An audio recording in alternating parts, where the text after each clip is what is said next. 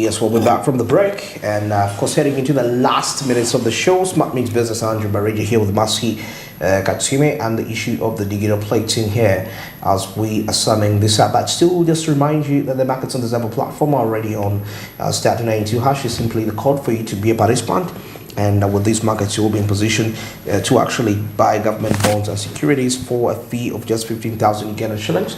Now, the markets will be opening at exactly at exactly 8:15, and they'll be running all the way up to 3:15 p.m. That is East African time. This is effective Monday up to Friday, apart from the weekends and the public holidays when these markets cannot be accessed. But of course, away from that, you have the rest of the days to capitalize and make money, something which I believe is quite key and important when it comes to your financial growth and development. Is able to make this a reality for you, and you can participate. That's why it says my money, my future. And Altex East Africa tells you, well, you gotta do something new for yourself. Remember, it is 2023. Now, of course, as we wind this up, before we get into a discussion of the stakeholders in here, of course, the importance and the negativity, of course, we need to first take a look at this other side about these digital plates. Like in the United Arab Emirates, advertising revenue, whereas a car is parked somewhere, these digital plates will be in position to actually display something, and that is something which is going to be another route for advertisement, and it might not be as costly as compared to other mediums of advertisement. So it will avail Ugandans an opportunity to actually, those with the different enterprises, the businesses, to be in position to actually do advertisement at a cheaper cost, because some people find it hard to reach out to, probably a few media outlets in there and social media and all that, but here would also be quite some sort of advertising spot for you there. And maybe the other issue, which could actually be the biggest concern, will be on the cybersecurity security risks. Remember, this is information, and also people were raising questions on how somebody could trust a foreign company with the information of the citizens of Uganda, something which they saw that it's a little bit inappropriate in some kind of a way, but anyway, all that, we'll see how that can be actually dealt with. But then there is also this issue of maintenance, because there is actually certain cost that comes along with these digital plates, because it would be really absurd for these plates to be manufactured. People buy them at 720, now they break down, and the maintenance is hard, and at the end of the day you find that some cars will be out of the tracking system. They can't be tracked. Why? Because the plates are not functioning. We've seen it typical. If we still have we've seen traffic lights which don't operate. They are there, but the lights don't really work. So what does that mean to the digital plates? That maintenance, that is something also to look into before we dwell in further. Well, that is it for today, as we are, of course, definitely signing it out. We are going to leave you with some insight here, some discussion to do with that stakeholders coming out to speak out on the digital number plate. And of course, consultations, of course, still needed among the stakeholders, border borders, car bonds owners at the same time. And now, of course, according to them, they say there is need to reduce the fees if it's to work smoothly. Reducing the fees and no need to rush. Systems are still new to the country. This highly tech related aspect, and some Ugandans may actually find it hard to adapt within the system. Well, still on that notice, I would still love to remind you that you can reach us on our social media handles at Smart24TV. That's on Twitter, or known as X.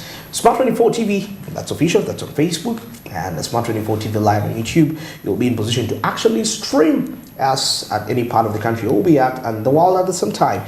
Company will go into your Google Play Store and download the Smart Digital application.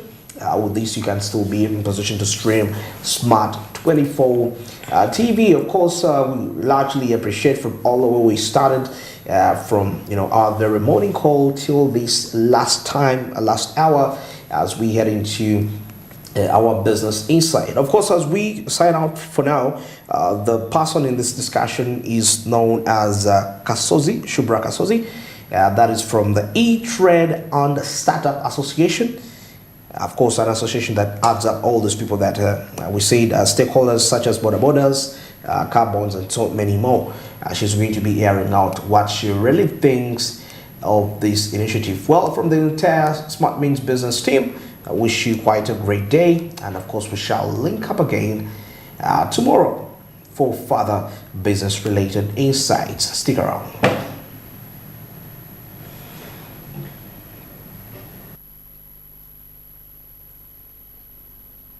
System and economy altogether. First of all, it has been overly talked about in our spaces, even stretching to Parliament. But one of the things that I have noticed, and as we, the E-Trade and Startup Association, have noticed, is that the situation around digital plates is rather wobbly. One, there are administrative bureaucracies that surround the introduction of digital plates. It also raises governance questions, and very importantly, questions of data privacy. Now, as the E-Trade and Startup Association, we are very uncomfortable with the fact that our members have not been, one, consulted, but even if it's not our members that were to be consulted, even on a whole, the stakeholders were not consulted at all. And I think this is why the deadline was moved from way back in July to 31st of October. This goes to show that everything around the introduction of digital plates is coming right from the administrative bureaucracies, the governance issues, as well as data privacy questions. The issue, like I said, is a governance issue. The 4 key principles of governance are fairness, responsibility, transparency, and accountability. Now, starting right from the questions of responsibility, we understand that the government has authority to pass particular policies to help us go further as an economy. But it's very important that as government passes these particular policies, that they are accountable to the stakeholders that are party to it. But very importantly, too, that there is transparency at every level. Transparency should be able to include the aspect of consultation of all the stakeholders that are involved, including even the Uganda Revenue Authority, because bringing in new monies into the system or the pipelines itself is distorting. As we have seen in the news, it's all over the news. Even the Uganda Revenue Authority is questioning it. The likes of General Kahinda Otafire are questioning it. It goes to show that there is very little transparency and accountability surrounding the whole passing of the digital plates and bringing it into our system. And as the E-Trade and Startup Association, while we are okay with the idea of boosting our revenue as a country, it is very important that our people who are border riders, taxi drivers, Uber drivers, safe car drivers should be able, even Glovo drivers, should be able to be consulted, but also to be noticed that they are people of low incomes, and before such an exorbitant amount is pushed onto them, there is adequate consultation. Yes. Well, as stakeholders at this level, if a whole Minister of Internal Affairs comes out to question the introduction of the digital plates and even distance himself from the whole idea, it leaves us to question the whole system. We do not trust any information that is coming out through blogs, through different media outlets about the same. Because now it also brings in questions of even corruption. Because if the Ministry of Internal Affairs distances itself from this idea, and then we have people who masquerade as those who are implying that we should pay them money for new digital plates, it goes to show that we may be giving money to the wrong persons.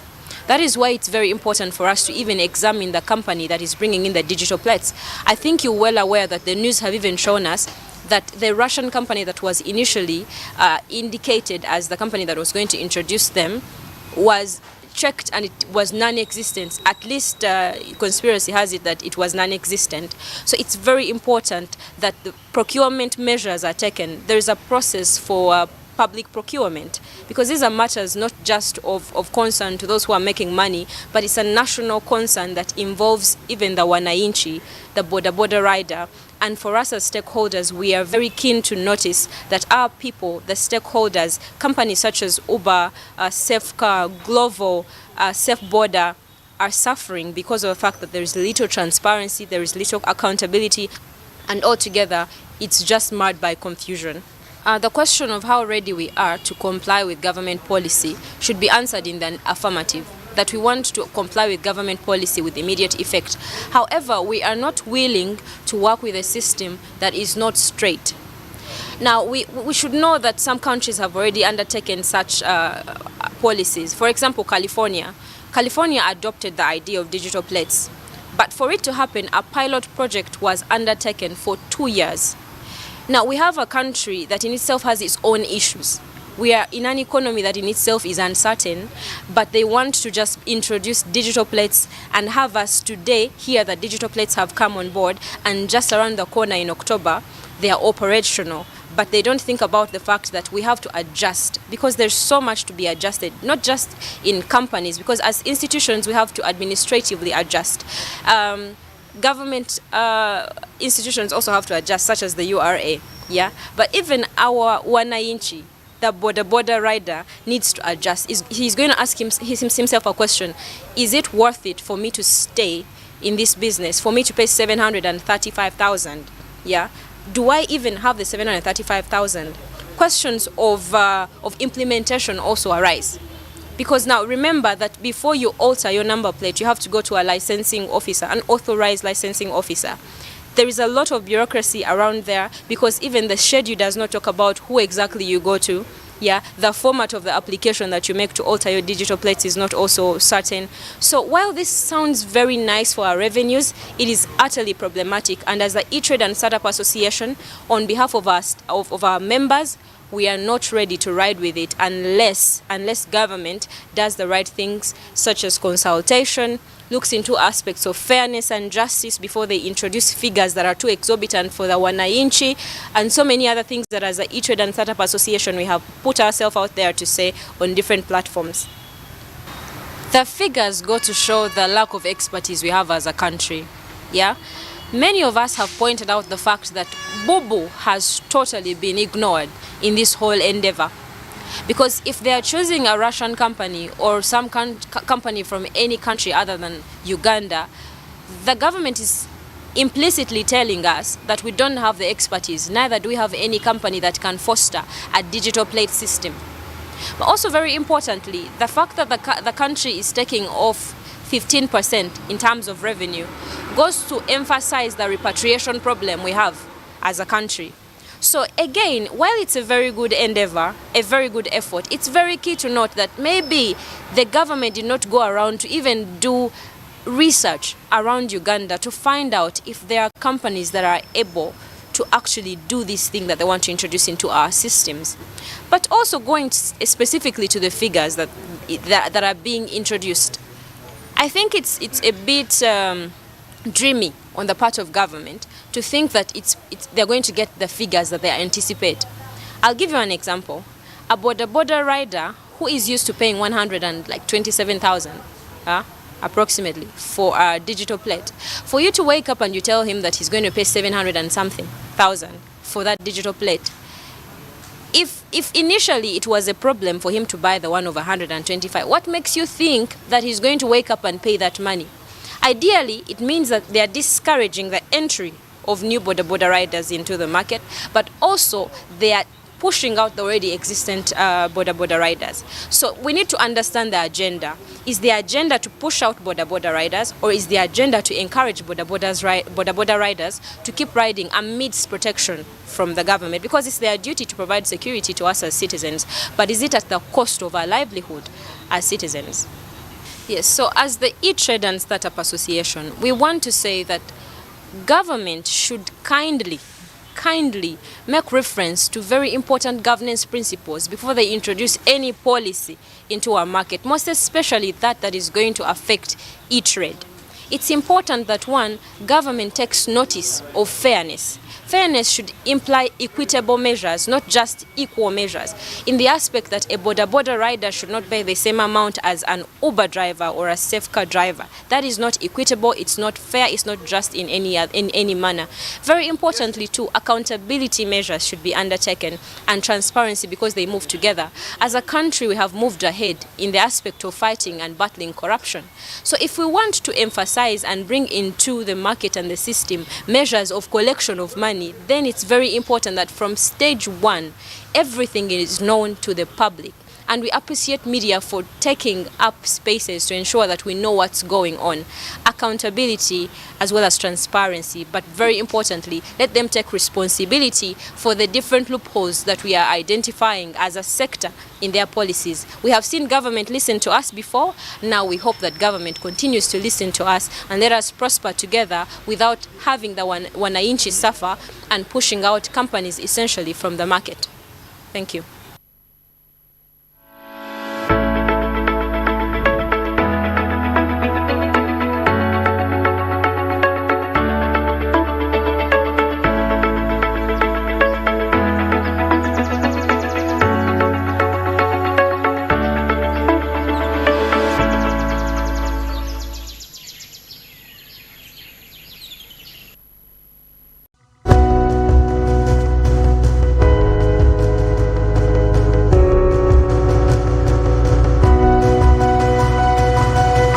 Smart 24, driving business.